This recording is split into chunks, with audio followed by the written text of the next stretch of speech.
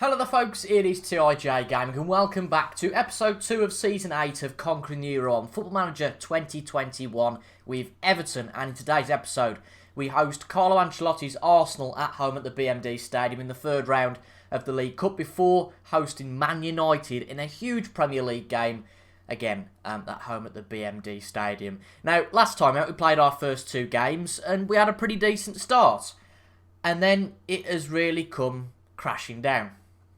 It's been a dreadful start. We haven't won since the opening day. It's been made a lot worse by the fact that the top 2 clubs have had an absolutely fantastic start. Man United 16 points, Man City 18 points. Already we're 10 or 12 points behind. I just don't know what's gone on. I don't know whether teams have found us out. I'm really not sure. But if you look at the end of last year, the way we performed, and we've got a really good run of form going, and then it's turned into this. So obviously we went and beat Tottenham last time out, drew against Reading. We then went and drew against Leicester, which again wasn't a terrible result. 5 points out of the first 3 games. I'll take it. Then we went away to Carrow Road to play Norwich, and we were well beaten. 2-1. They scored 2 fairly quick fire goals. But again, you know, we were far better in front of goal. We were just impotent, to be quite honest. We scored 1, should have won the game. Didn't really tell the full story. Then we hosted Newcastle, which should have been a win, and very nearly was. A very tight game, and to be fair, it should have really been a draw, but ultimately, we shouldn't have conceded a goal in the 93rd minute. We then went and played Paris Saint-Germain, and we've had our Champions League group. We've got Hertha Berlin, PSV, and PSG, and the most bonkers result out of all this is that we went and beat PSG 3-0. We couldn't beat Reading, Leicester, Norwich, or Newcastle, but we beat PSG 3-0.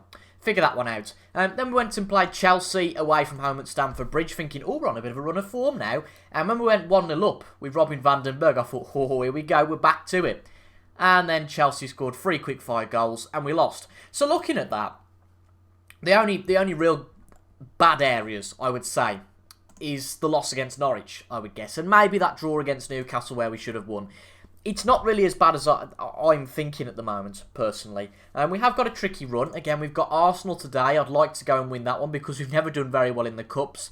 We've then got Man United. That could be a thrashing, but who knows. Again, the result against Chelsea just might not have been representative. That 3-0 against PSG, very strange result. We've got quite a few big games in the next month, but hopefully, again, Wolves should be beatable. They've had a really poor start. We've got Arsenal again, then Villa. But this run here, really, Southampton, Bournemouth, Leeds, Sheffield United and Watford, we need to do well in that, really. But it's not been a good start to the season at all, but it is still very early days. It's a bit of a worry, though. It is. It's a bit of a worry if we want to go and win the league this year. And really, we need to be pretty perfect from now on. So, we go and play Arsenal in the Carabao Cup today. There's been a departee from the club. 2 departees, actually, since the last episode. One of those is Henry Lawrence, who's gone to Sheffield United for £20 million. Now, we signed him, I think, in our first full season with Everton for £6 million. Very much as a backup player, can play anywhere, and played, you know, probably as a backup player, you know, as he was suggested and designated to do. And then Sheffield United came in with an offer of £20 million for a player who's 4th or 5th in the reckoning, and I thought I'd be mad to reject it. So he's gone, and also Lucas Lavallee's leaving the club. The player that we signed, I mean, when was that now? 2 months ago. And he came to me, I can't remember what he was saying there, but basically he came to me after a few games, I'm not in the first team. I said, well, Pickford is the first team player. And he said, I'm not having that, I want to leave. I put him on the transfer list, and Saint-Etienne came with a bid of 20 million. And I thought, well, sod you then, I'll request it. So, he's not played a single game, and we've made 5 million on him. Yeah, very strange. Given he was our one big sign of the summer, it's disappointing to let him go. But, you know, I guess football's a business at the end of the day. If he doesn't want to be here, then, you know, we'll make the profit on him. Fine. In terms of the team then for today's game against Arsenal, we've got a few injuries and suspensions. So Reece Nelson's injured, he's out for a few weeks. Ben Godfrey's suspended for this match, which doesn't help us at all. And Benito Owen is also suspended for this match. So we've got a little bit of a weakened side, to be quite honest.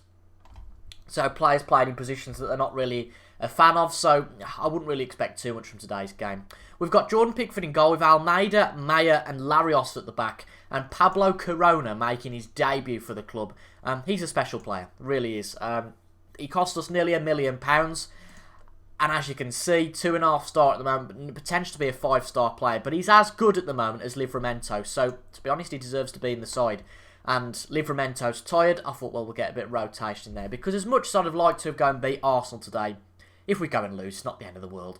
And we've got Taylor and Messina in the midfield. With Vandenberg, Sierra and Satona in the attacking midfield. With Josh Hope up front. You can see he's not really fit. But I'm not going to play Alfredo Gonzalez up front again. He's emergency backup. He's not a great player. And I don't think he'll do anything for us. So we are light on the ground today. We haven't got the biggest depth squad anyway. But we are light on the ground. So let's see how we get on against Arsenal. I'll be honest, I haven't played FM for a few days now. Because after that run, sometimes you just have to take a bit of time away. And figure out what's gone wrong. And even after 2 or 3 days away, I'm still scratching my head thinking I don't really know what's gone on. And the most peculiar part of that is the fact we went and beat Paris Saint-Germain, which I just do not get at all. Also, what I've done between episodes, because I have noticed it a bit, I've zoomed in on myself a bit with the camera because I can be a bit hard to see sometimes in these episodes. So I've zoomed in a bit. Hopefully that helps, and let me know if it is an improvement or not. And if it's not, then I can also always revert back to how we were. Now we've got a bit of good attacking play, a bit of patient attacking play, and Deji Satona takes the lead for us. Could this be a turning point? To be fair, we had a bit of camera shyness last year, but really the only Premier League win we've had of the season was on camera. I just can't get over that result against PSG, which, by the way, is brilliant because PSV, tough side. I mean, I'd expect to beat Hertha in the group, but again, a very tough group, being the 4th seed again, of course, doesn't really help proceedings. But a win against PSG.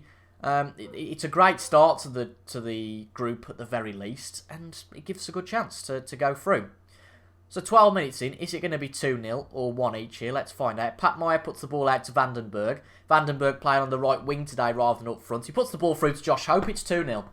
It is 2-0 to the Ev. Got nothing to worry about. Vandenberg and Josh Hope embraced. I don't think I've ever seen that in Football Manager. 2 players embracing one another. Not in that way, but... yeah, good assist from Vandenberg. It's usually him supplying the goals. The goalkeeper decides to come out. Josh Hope is composed, unmarked as well. And a great start for us in this League Cup game. Now, because there are a fair few regens now, it is sometimes tough to see whether Arsenal are playing their full-strength side. But I don't care. It's if we can win this now, then we've got a great bit of confidence going into that match against Manchester United. We've got another highlight, though, here. Again, only 2 minutes after Satona. Vandenberg.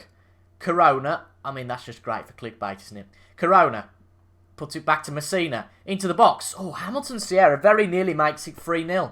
Very, very nearly makes it 3-0. It's almost like the difficulty level's been took down. But I knew there'd be something to harm us. Robin Vandenberg has gone off with a potential foot injury.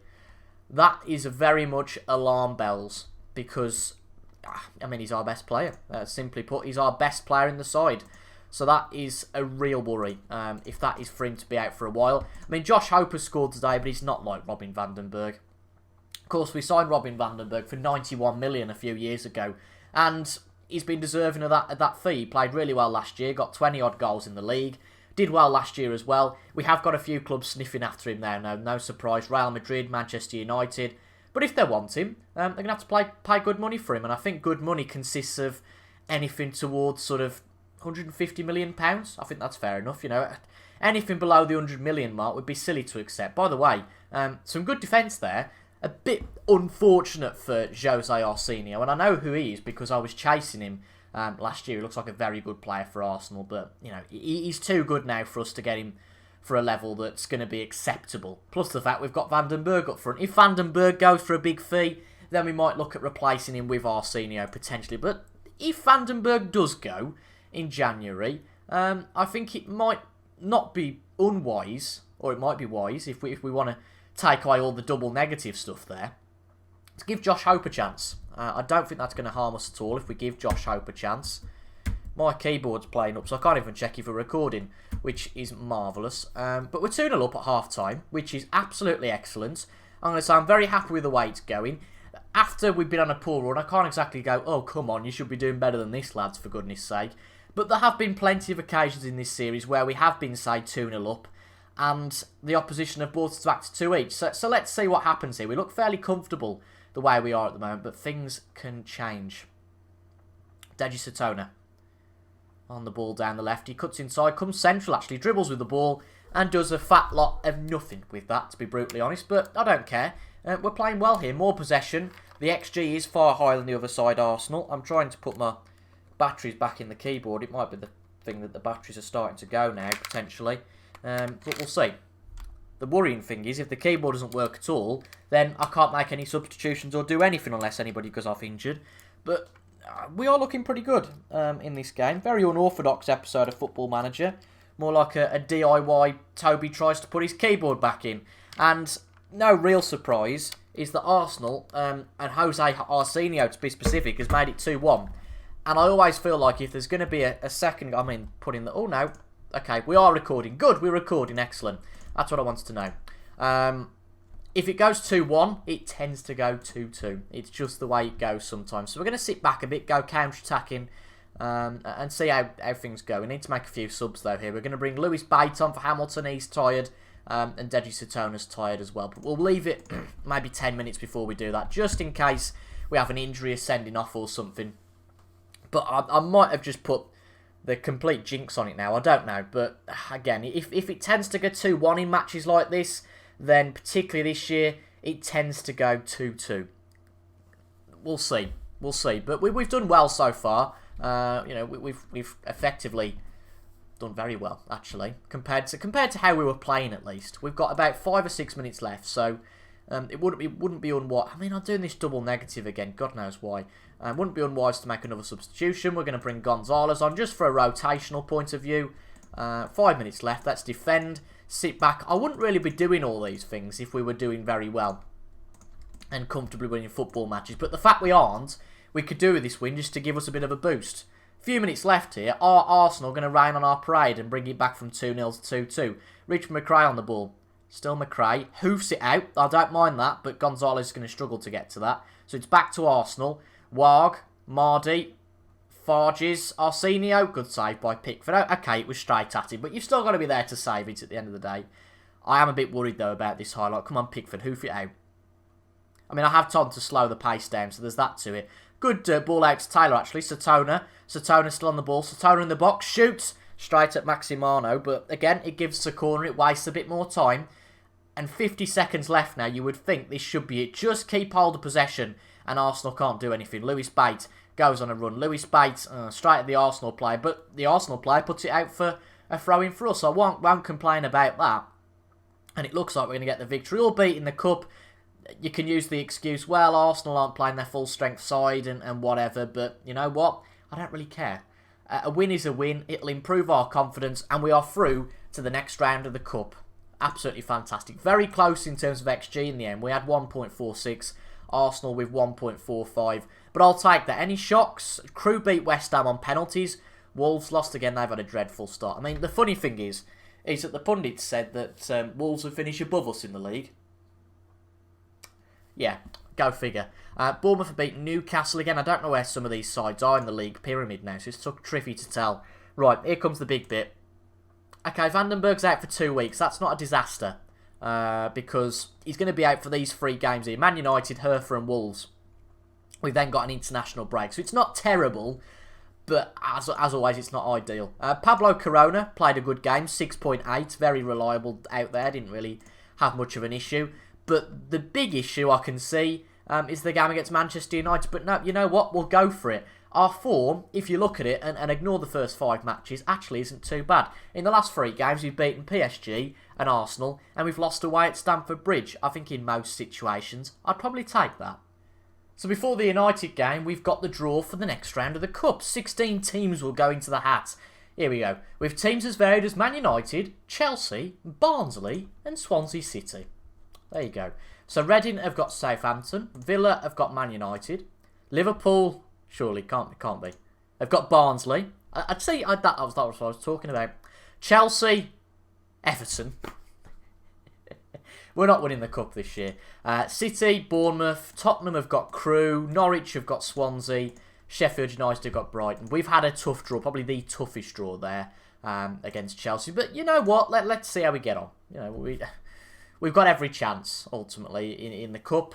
We went and beat Arsenal, but we have got the game against Manchester United. I've gone forward a few hours. We've got the 12:30 kickoff on Saturday.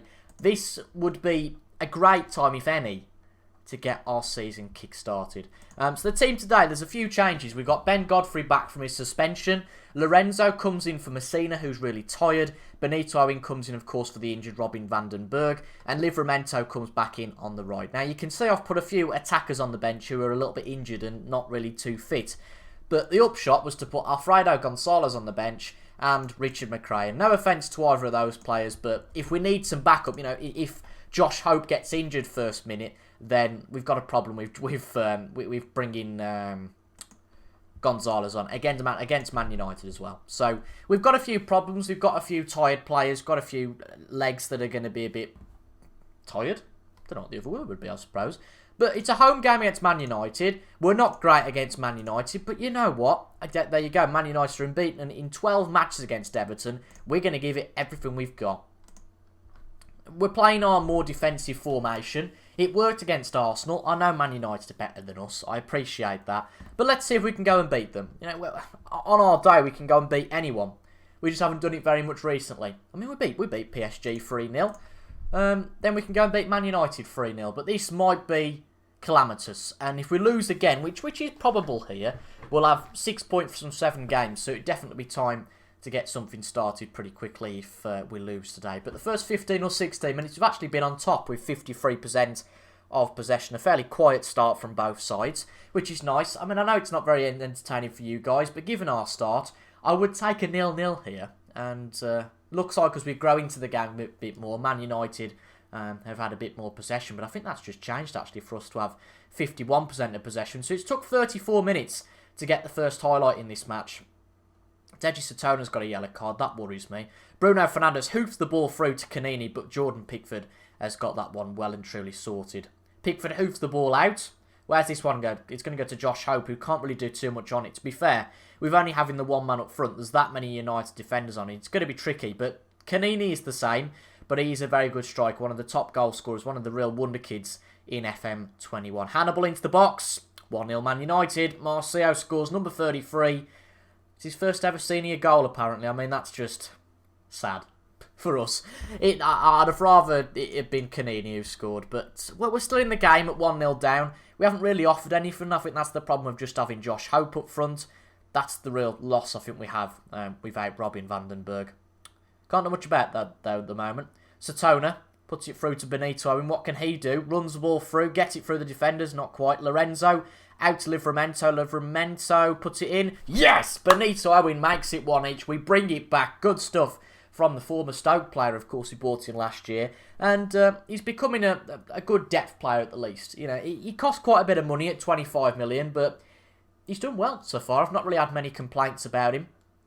Lorenzo didn't get the assist there, actually. It was Livramento. Matthews beaten at his near post, but at that sort of pace you would expect to be beaten. But surely we can't be 2-1 that quickly. I was about to say, I thought, Jesus Christ. We've only been drawing for a minute. Please don't take that away from us. Livramento hoofs the ball and he loses it, but Lorenzo's back on the case, puts it to Larios.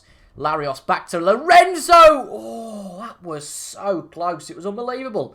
It seems we've really reacted since conceding, which is brilliant. But Phillips goes close for Man United. The chances are really roaring now. It was a very quiet start. I'm going to tell the lads I'm happy with how they've played so far. I think that potentially Lorenzo needs a bit of... Josh Hope needs a bit of help up there. So we're going to put Sierra as a shadow striker. Keep these two as supporting players. Not to put too much emphasis on attack, rather just supporting the play. And I think we should be okay. Maybe don't be more expressive.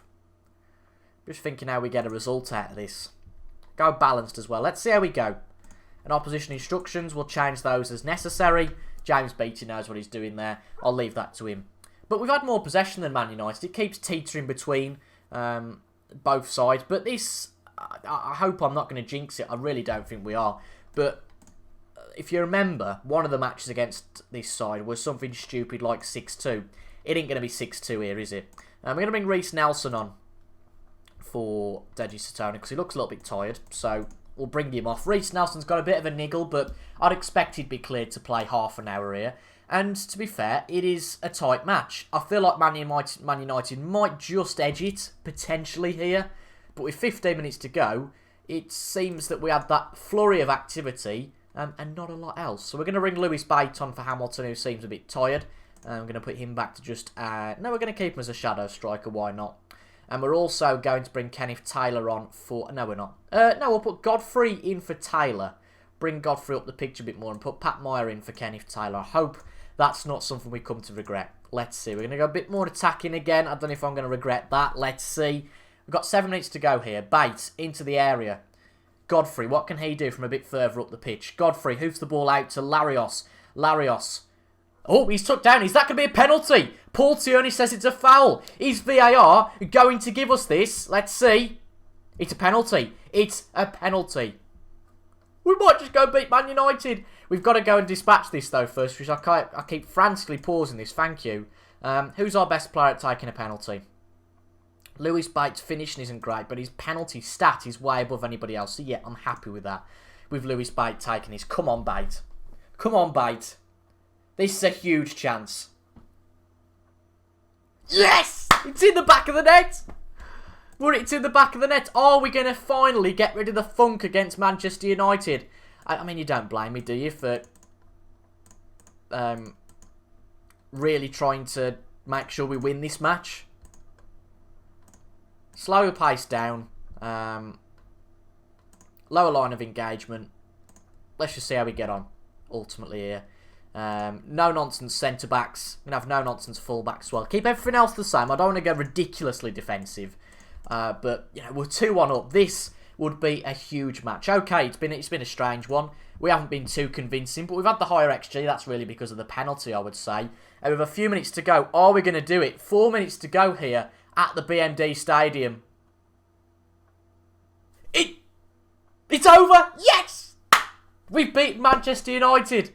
Well, I studied history at school. And in year 12, we did British history.